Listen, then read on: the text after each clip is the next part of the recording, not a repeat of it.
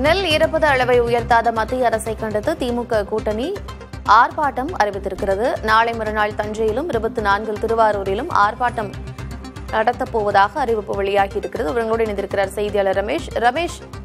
நெல் ஈரப்பத அளவை உயர்த்தாத மத்திய அரசை கண்டித்து ஆர்ப்பாட்டம் அறிவிக்கப்பட்டிருக்கிறது. என்ன விவரம்?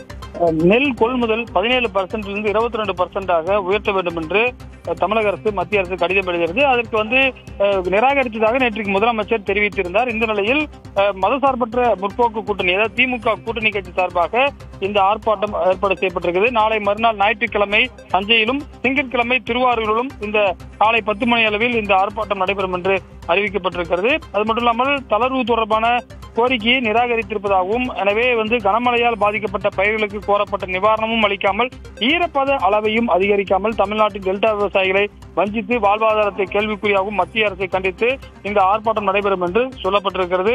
என்னென்று சொன்னால், இந்த டெல்டா மாவட்டங்களுடைய முக்கியமான நகரங்களாக தஞ்சாவூர், திருவாரூர் இருக்கிறது. இந்த ஆர்ப்பாட்டத்தில் அங்கு இருக்கக்கூடிய திமுக மாவட்ட செயலாளர்கள், அதே போல கூட்டணி கட்சியைச் சேர்ந்த மாவட்ட செயலாளர்கள் பங்கேற்பார்கள் என்று தெரிவிக்கப்பட்டிருக்கிறது. கார்த்திகா, விவரங்களை வழங்கியமைக்கு நன்றி ரமேஷ்.